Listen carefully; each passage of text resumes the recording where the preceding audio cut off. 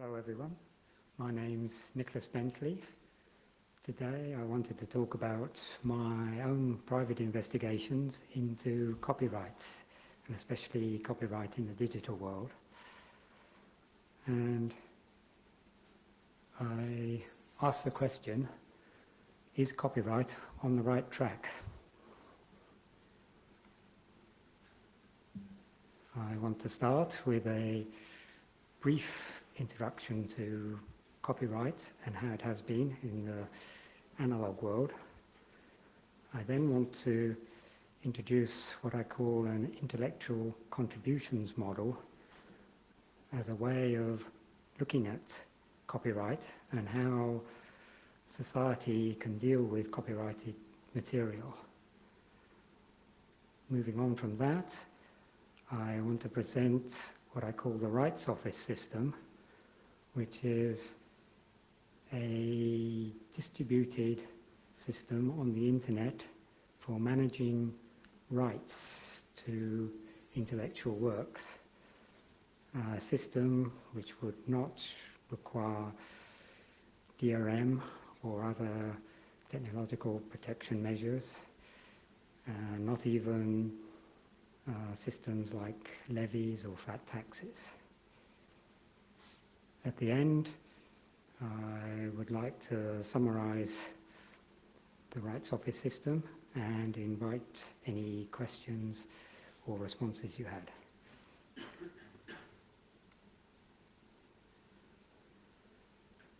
Copyright is part of our intellectual property regime, obviously, which includes patents, trade names, industrial secrets. I'm concentrating on copyright, but it could have an impact on patents, especially when we start talking about software patents, which might be of interest to some of you. A short history of copyright, which I hope you will find interesting.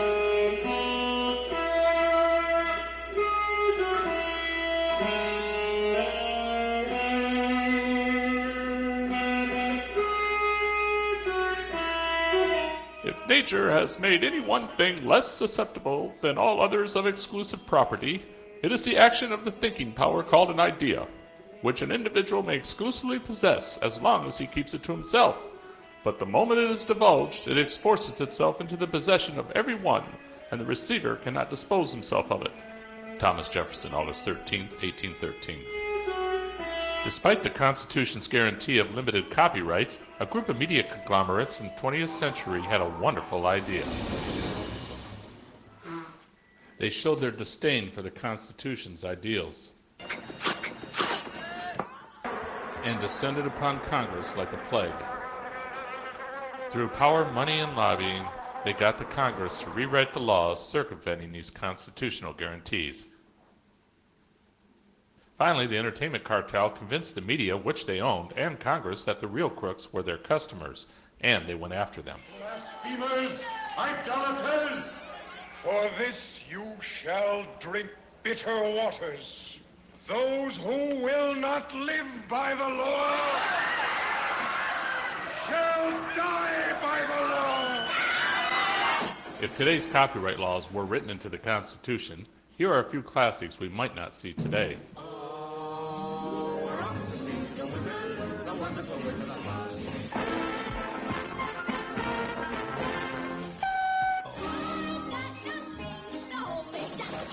If the entertainment cartel succeeds in passing the laws they want, here are some of the great public domain works and new technologies we can expect to see in the future.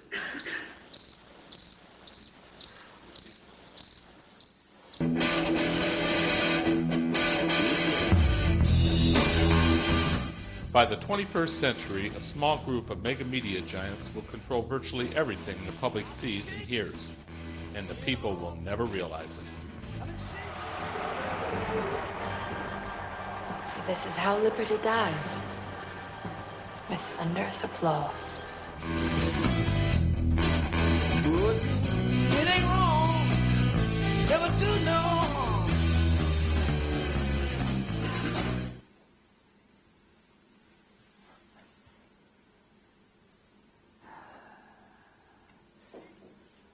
Well, thanks to Rick Fulkerson for that.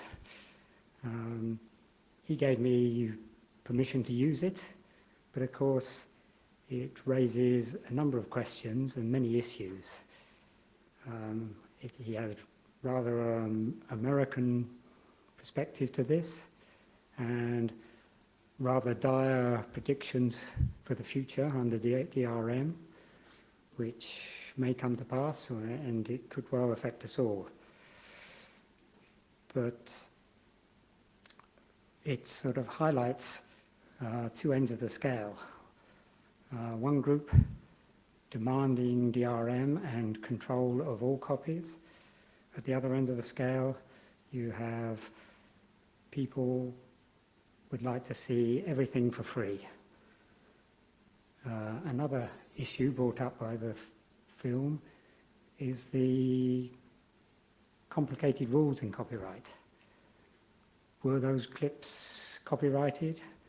Was I allowed to claim fair use by showing them all to demonstrate a principle?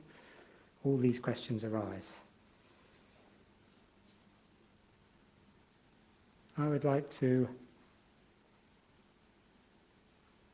claim that we shouldn't abandon copyright, but we need to carefully analyse where we're going to go in the future.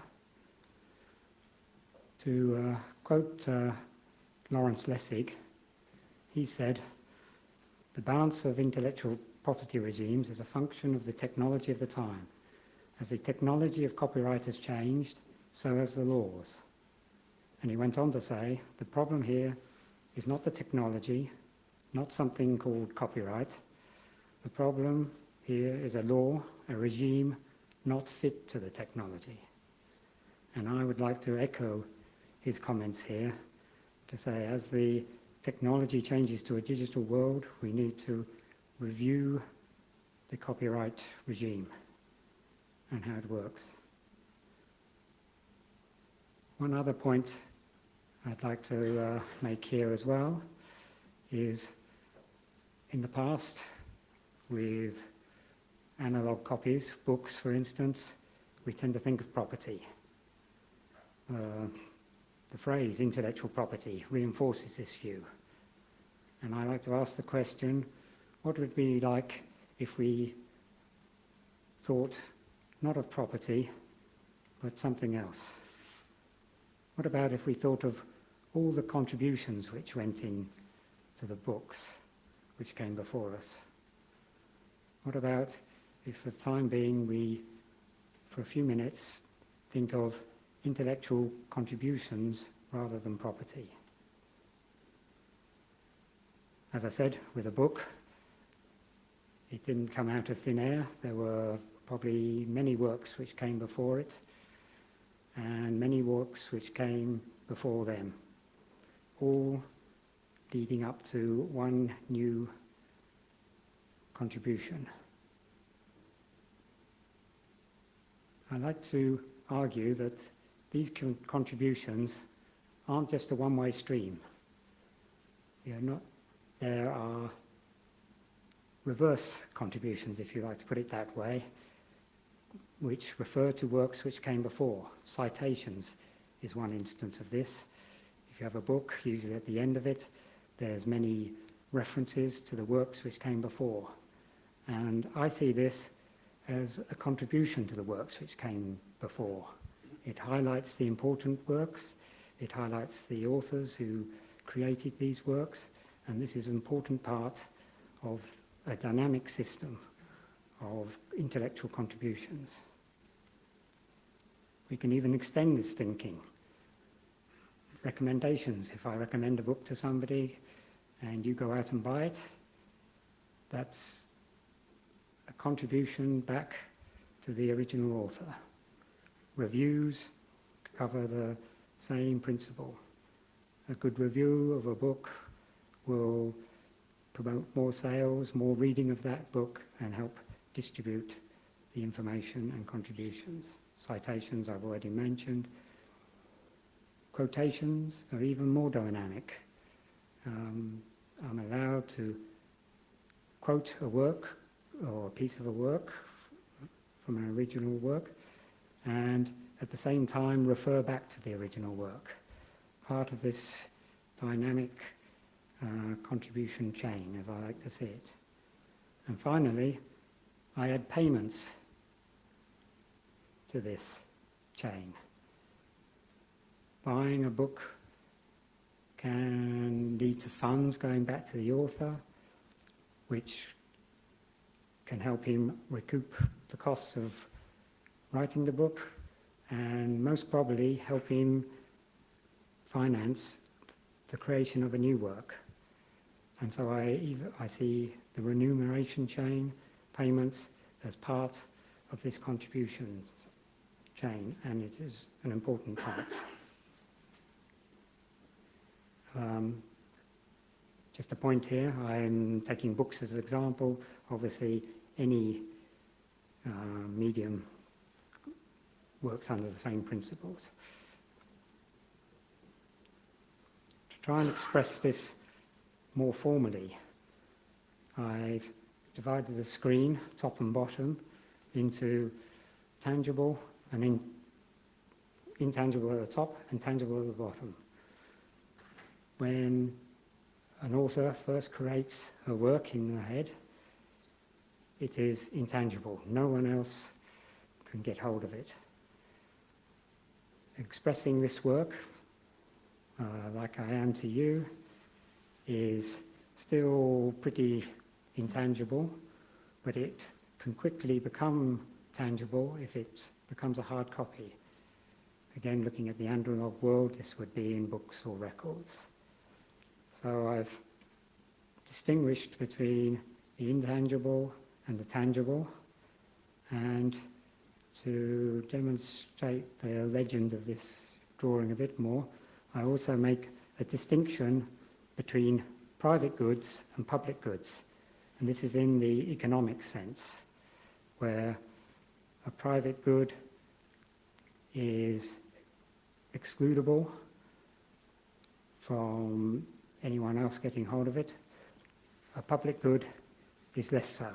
It is freely available to anyone who can get hold of it. To highlight this in the case, the square boxes I call a private good. The work in the author's head is definitely private. No one else can get hold of it at that stage.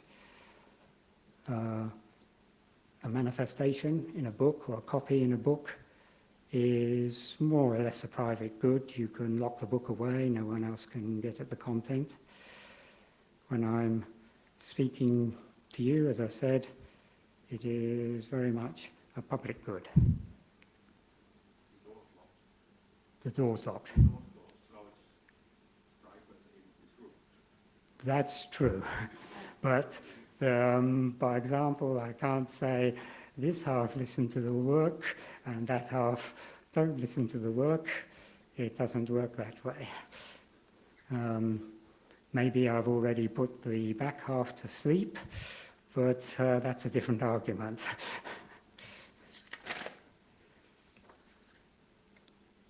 Moving on from this diagram, using the same notation, I'd like to look at the works in the analog world, and this copyright regime worked well in the analog world because the intangible expression was most often tied up with a physical, tangible book. And there you can see this linkage throughout the analog world. And this had one important effect, that it was pretty much self-regulating. Not many people had a printing press, and so for the average consumer it was easier just to go and buy a book rather than try and reproduce a copy. And this was an important aspect of the operation of the copyright regime in the analog world. And I'll be coming back to this, and I'd like you to bear that in mind.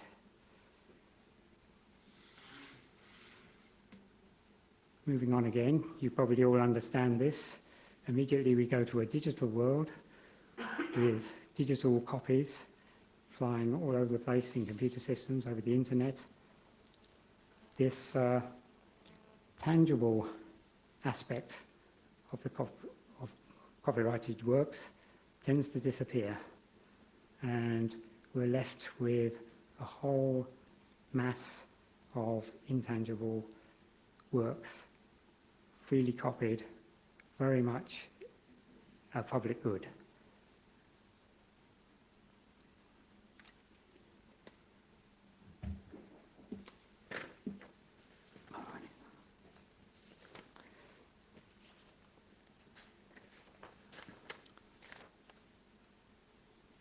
Thinking of DRM, for an instance, this is usually applied to digital works, and the aim of DRM and technological protection measures is usually to try and lock up these intangible copies again with control, central control, and various other hardware, software protection measures to restrict access, trying to force the digital copies back into a tangible private good status.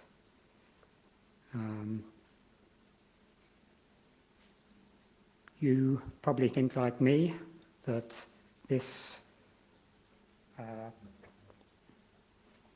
won't be possible, but they're still trying, and I argue that even if we could devise the perfect DRM system which could protect every copy and avoid this public good free-for-all, it would still have a serious consequences on what I call the intellectual contributions model. It would impact privacy and the freedom to use the work in a fair use fashion.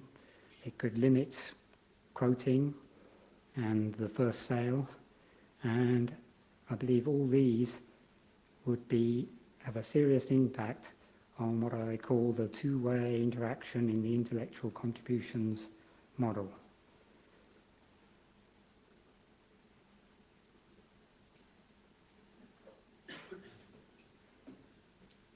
I see levy systems as having equally an impact on the contributions model. Okay, you can say, never mind where the content's going, let it flow freely throughout the world, but we'll charge a flat tax to refund the authors. I'd like to argue from the intellectual contributions point of view, this still would not work satisfactorily, because can you be sure that the author who is creating the truly useful, valuable work is the one receiving the correct compensation? And can you be sure of even identifying the authors and the works if they're freely moving around the system?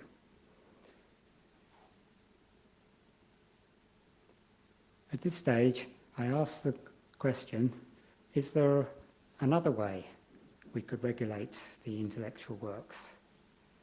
And the conclusion I came to was we should go back to the fundamental and look where the private goods are in this system at the moment. And you still have the author's work, when it's in his head, is still very much a private good. And when the consumer consumes the work, it's very much a private activity. And so I ask the question, is it possible to regulate the remaining private goods in the system? And, whoa.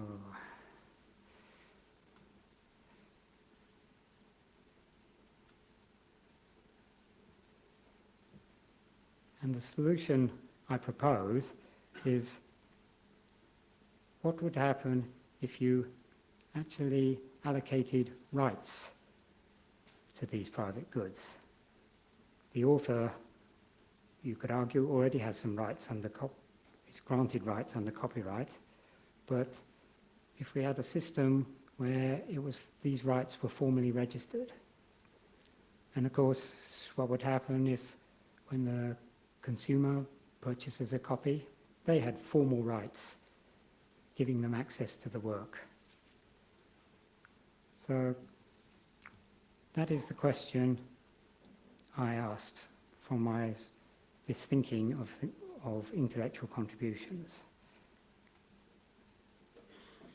To recap so far, I believe copyright has worked well in the past. Don't give it up too easily. All contributions to the work are important. Property can tend to distort our thinking. Is DRM the right way to go? And finally, I propose the possibility of a new regime where we consider purely rights rather than property or copies.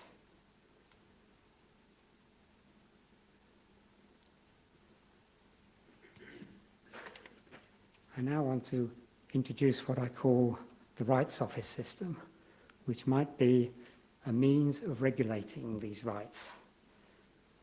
I will first try and explain the operation of the system, and then its sort of operating principles, and then move on to the results of using a system like this. I propose that there should be databases, which I call rights offices, set up on the internet, many of them. Some would act for the primary rights holder, the author in this case, some for the secondary right holder, the consumer in this case. I'd like to emphasize that I'm not limiting this to just authors and consumers. I'm trying to keep the explanation as simple as possible and obvious as possible. Between these two rights offices, you could have publishers, distributors, and many other middlemen.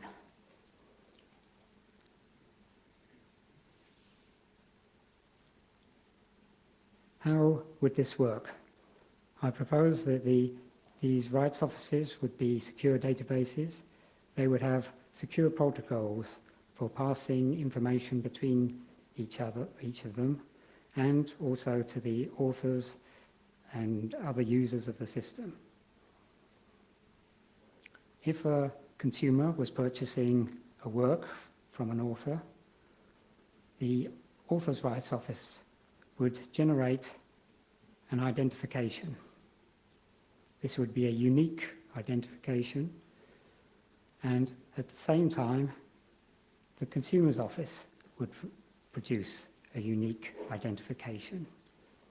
And the two offices would exchange these identifications and thus register a transfer of rights from the author to the consumer. At the same time, these two unique identifications would be added to any copy of the content as it transfers to the consumer,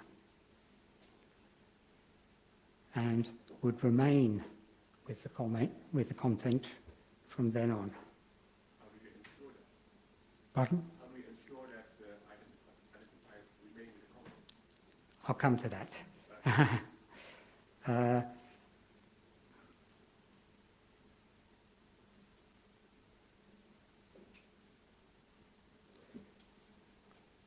Okay. To emphasize the fact that it's not as simple as my original diagram demonstrated, there would be hundreds, thousands, millions of these rights offices, all acting independently. It does not rely on central control in any form, and consumers could choose which office they wanted to represent them, and authors the same thing. Obviously, a big publishing company or something might set up its own rights office. They'd be free to do so.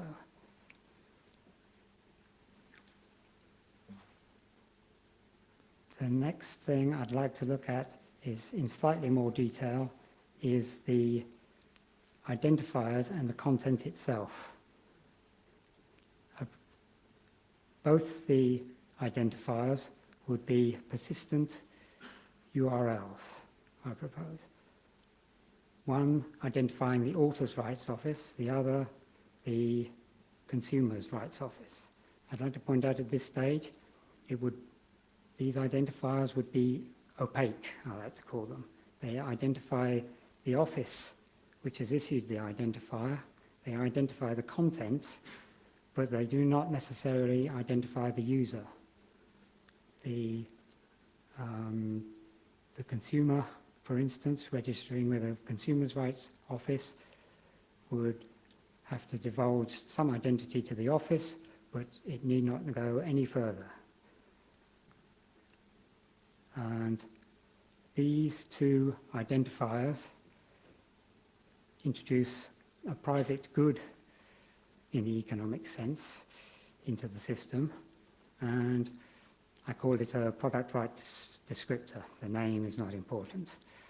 The content, as I said before, can be any type of content, music, film, etc. To give a practical example, you may have seen at the bottom of my presentation here the little logo. That is the rights descriptor for this presentation. If I look at that in more detail, it has a URL pointing to the author's rights office, which happens to be me, and it's just looking at a local copy, not to bother to go onto the internet. It describes the work, it can contain other metadata, it tells you where to contact the author or how to get more copies. It can contain any of this information. For the other identifier, the second one, which would be the consumer's identification, the only record for that would show that it's a valid identification for the product. It would not tell you who the consumer was. In this case, I've allocated the rights descriptor to the Chaos Computer Congress. And having allocated that, they're free to film it, record it, and reproduce it. And so that's just by way of example of how it might work. It could have a link here back to the author's rights office for somebody who wanted to obtain their own copy, but other than that, it need contain no more information.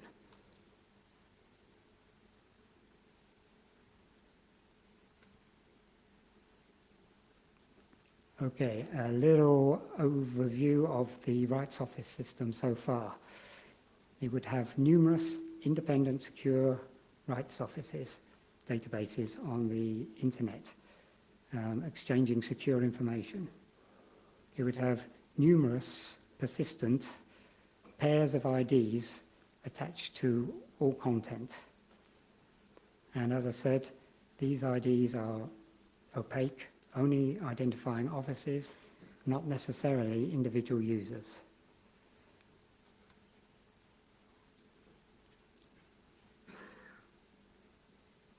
Like all systems, it has to have a few rules, but the rules in this case are very simple and straightforward.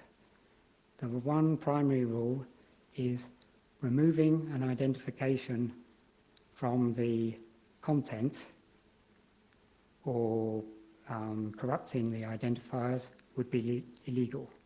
And there was a question just a little bit earlier, what's stopping somebody removing these identifiers? Nothing at all, except the fact, why remove them and make the work illegal when you can leave them in place and anyone can use the content. It makes no sense to do so. Another rule, second rule, is anyone who owns one of the identifiers can make unlimited copies, make unlimited use of the work. If they want to transfer it to a CD to play on their car stereo or whatever, they are free to do so. That is the person who owns one of the two identifications attached to the content. Obviously, the author has these rights, and the consumer who purchases a copy or whatever, they would have these rights to make unlimited copies. Only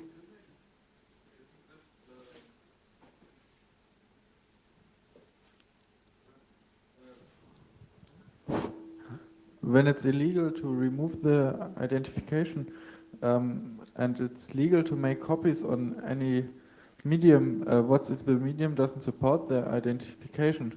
For example, an analog cassette or something. This is obviously mainly focused on the digital world in the future.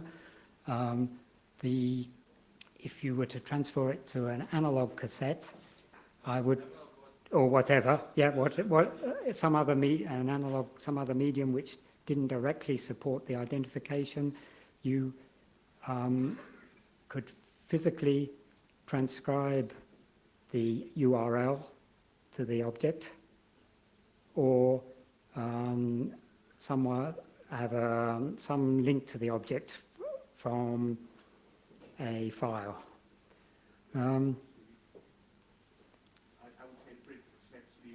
Yes, if you printed the cassette sleeve with an ID on it, that would be good enough as far as the system's concerned.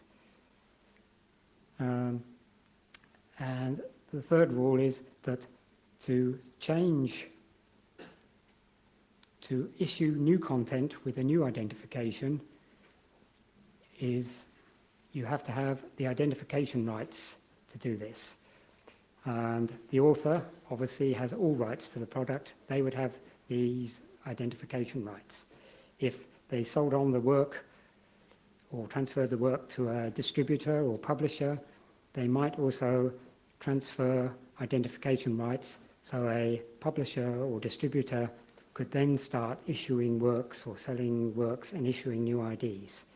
And the rights office system could track all of these rights. I was trying to keep the explanation fairly simple at the moment and only dealing with consumer rights, but nothing would eliminate middlemen from the system.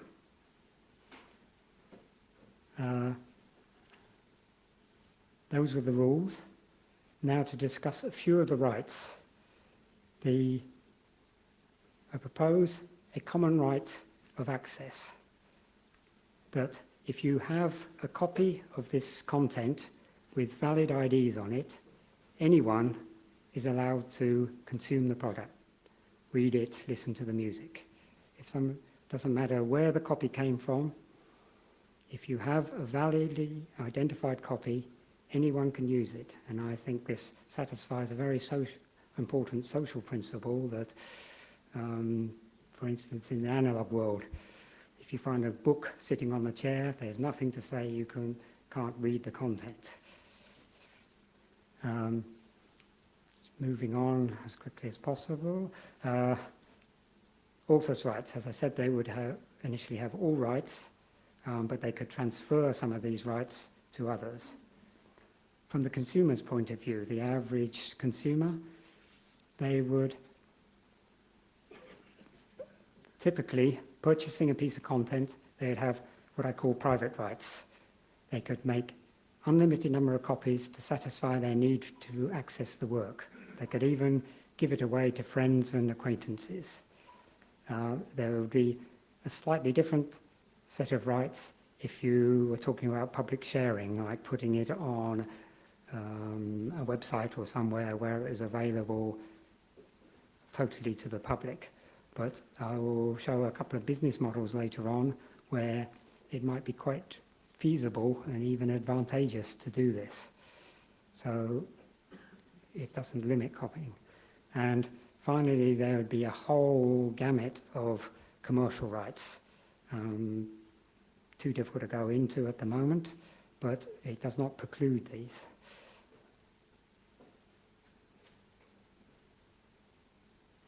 The rights office system, as I've described it, is the two offices exchanging a piece of content are effectively making a contract, and any users after this contract has been made can confirm their rights by contacting the rights office. And the important point here is that the Consumers' Rights Office will be acting in the interests of the consumer exclusively.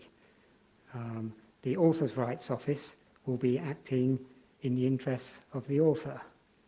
And as they transfer the content and transfer the identification, they are duplicating each other's registration, and which avoids any possibility of cheating at that stage.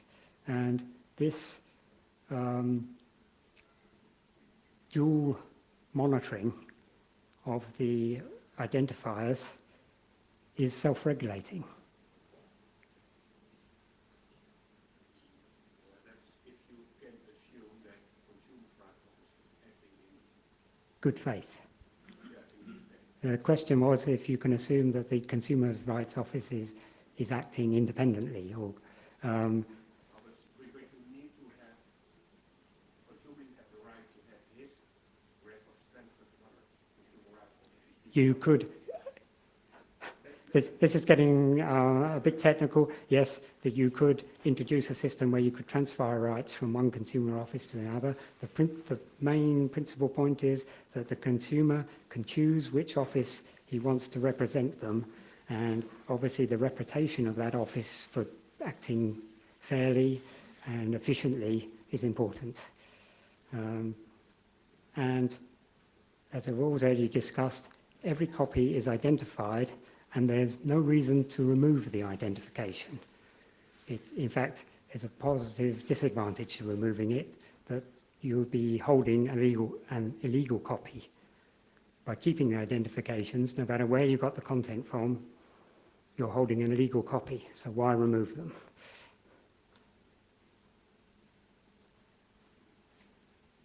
Assuming all those principles and the operation can be met, just listing a few of the potential advantages. You'd have clearly identified rules, registered consumers' rights, personal information is protected as you act anonymously with the offices. The common right of access is protected. You would tend to have automatic and permanent archives. The Authors' Rights Office would probably record an archive with the issuing of the ID. No central control, totally distributed. And an interesting feature is once we don't care where the copies are or how many copies there are, the potential to use the digital technology to full advantage. P2P networks, reducing bandwidth, any other of the techniques. Also, the establishment of these offices provides a framework for any other rights management or metadata databases connected with the content.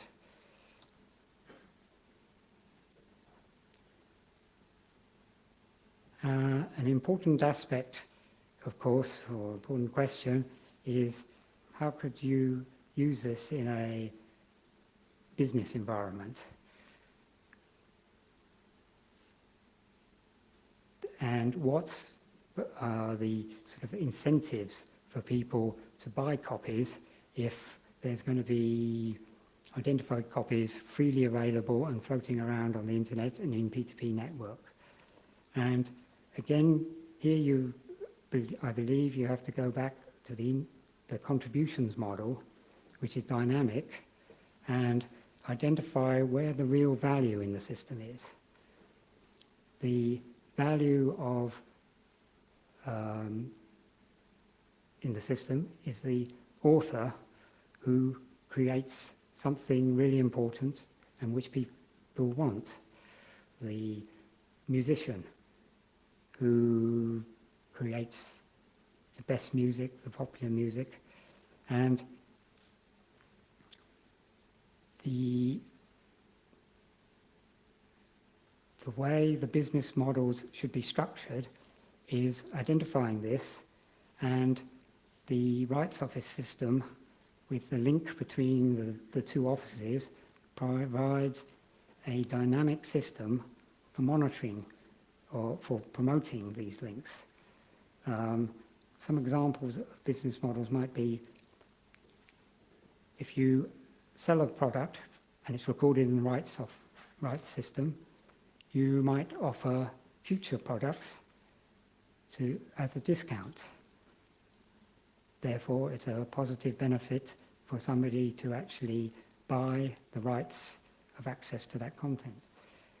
Upgrades. This is obviously something which would affect software if it was issued in this system. The people who have purchased rights to the system could get automatic upgrades. People relying on a second-hand free copy somewhere would not necessarily have this facility available to them. I have even more adventurous business models where you'd be encouraged to freely distribute the identified content, but if someone further down the chain decided they would like to become a rights holder and bought the content, this could trigger off a refund of a small percentage or something like this back to the original purchaser of the content, and thus encourage the support and the purchase of the identified works. Another example might be bands have sometimes relied on their fan base to pre-buy a product, and the rights system could record this, and immediately the product was available, it would be instantly available to them because of their rights access to it. Again, this is reflected in the use of the potential use of P2P networks. Another interesting point is if a system like this was established, if you have a system of rights offices that are secure, transferring secure protocols and information between each of them, there's no reason why they couldn't transfer funds at the same time. And it might open up the possibility for a true micropayment type of system where you could just pay small sums of money, which would be an electronic transfer from your consumer's rights office to the author's rights office or the distributor's rights office. I have to keep moving on here. Why will it work is the question I always get asked. And I can't give a categorical answer that it will work, but only point to tendencies which suggest that it could work. You may have heard of Magnitudes. It's a software, a music distributor, publisher, which works on a shareware model.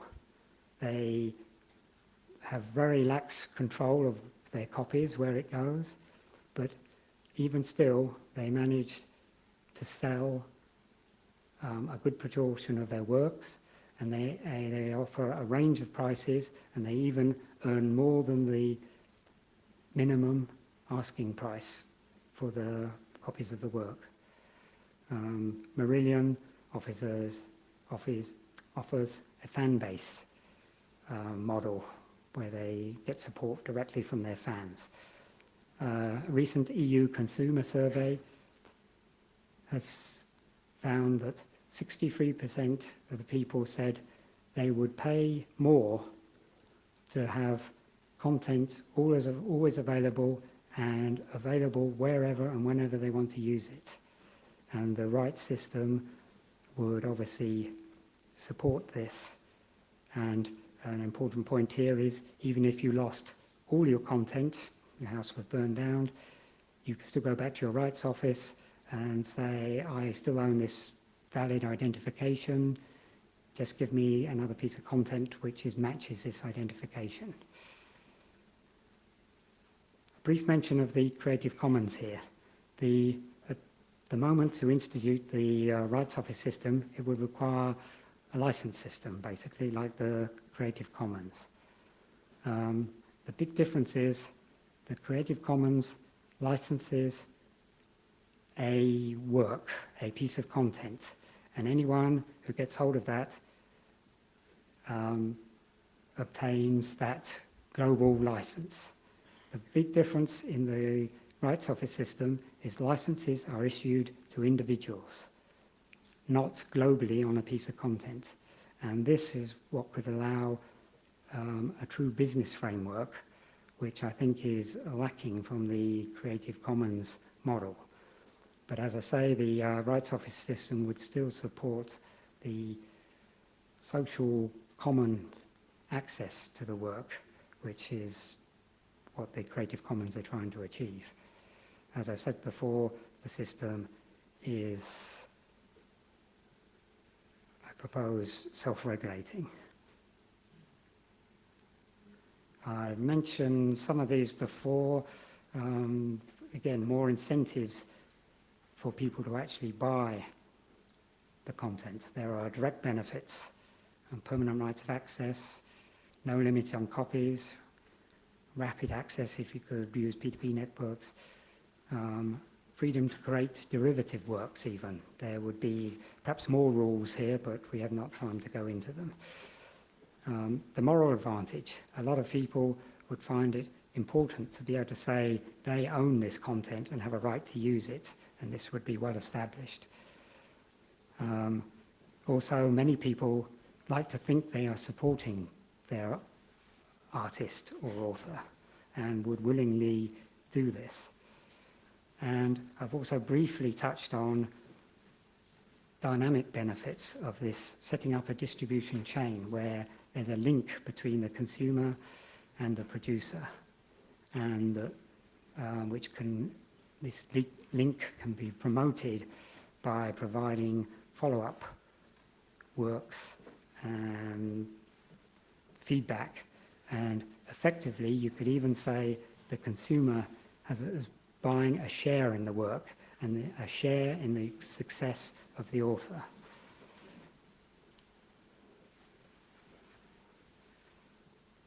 Would it be possible to implement such a system? I don't have all the answers, but I don't see a legal or technical problem. Why not?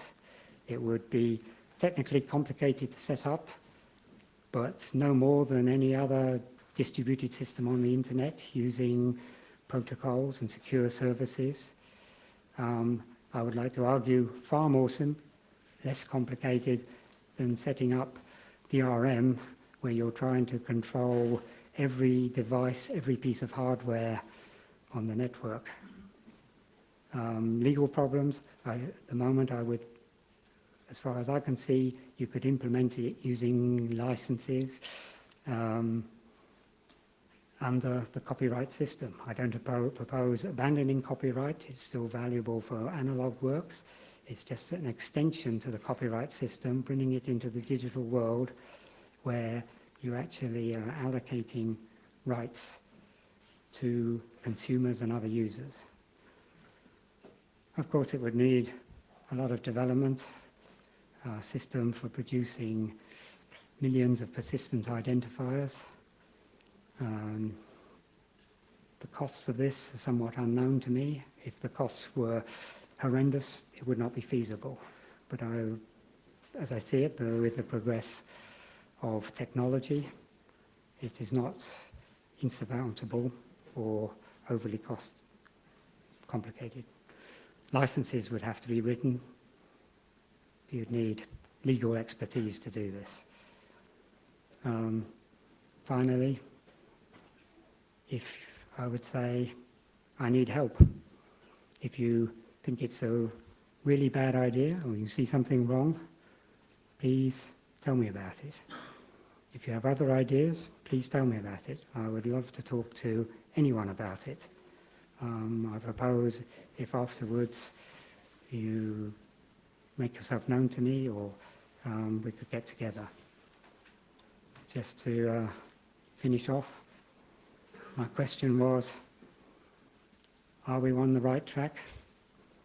I've tried to propose another system, an alternative, to put us on the right track. And that's it. As I say, if you want more information, please go to the Common Rights website and/or just click on one of the identifiers for this speech, which will give you a link to more material. Thank you.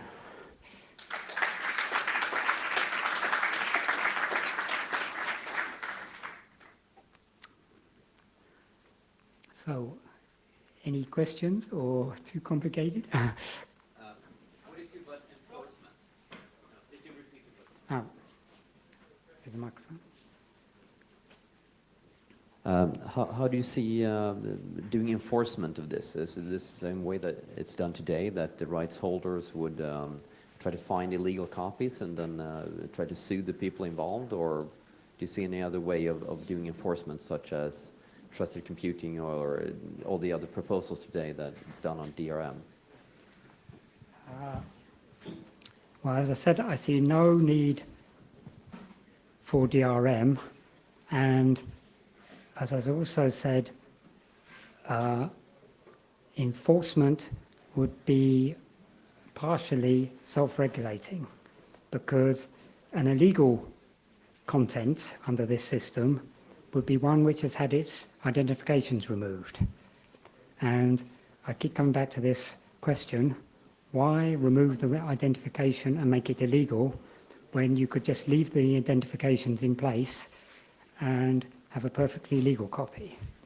Obviously, you would need protection for the rights offices and their security. Somebody trying to hack into a rights office is doing wrong. You would have to rely on the normal law enforcement procedures to try and tackle that. The rights offices themselves would tend to be self-regulating, as I said. The author's rights office is acting for the author. They have a vested interest in maintaining security, issuing valid IDs, and exchanging them reliably with other offices. And it's the same with the consumer's office. It has a vested interest in protecting its consumer, and these two offices are checking each other. And so, for the most part, they'll want to act sensibly. The other point is, it's a distributed system. Millions of these offices, if there's an office issuing false IDs, messing up the system, like any other node on the network, it can be bypassed. You just stop, other nodes on the network would just stop dealing with that rights office.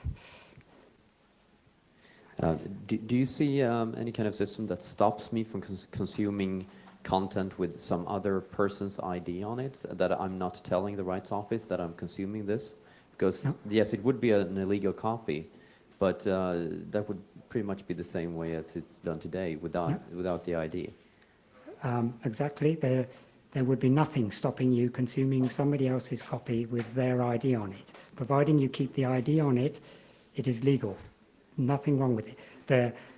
If you started posting that on the internet saying, here, I'll give you this copy, that would be illegal because you don't own the rights to it and you can't start giving it to other people. But this would be pretty obvious. Oh, another question there. Behind you. Hi. We already have a system for registering creative works in the existing collective management system. Yes. How do you see the relationship between the system you're proposing? Is that already one half of the system you're proposing? If you add sort of machine-readable tags that the collecting societies would be issuing for a registered work? Or is that a completely incompatible system? Thanks. Technologically, it might be slightly incompatible that they're not registering things in the same way, and they're certainly not producing these unique identifiers, but I would see no problem for them joining the system, and as they issued content to other people, they would just issue these rights office identifiers at the same time. And yes, the rights offices could form an important part of the system and probably effectively operate their own rights office on the system. And that could be the same for libraries even. They could operate a rights office system for works which are in the public domain or for people who want to register works completely for free. There might be a new role for libraries in the future where they could operate a rights office system free of charge. I hope that answers some of your questions. Anything else? Is that it? I guess it's time. Yes. Thank you all for coming.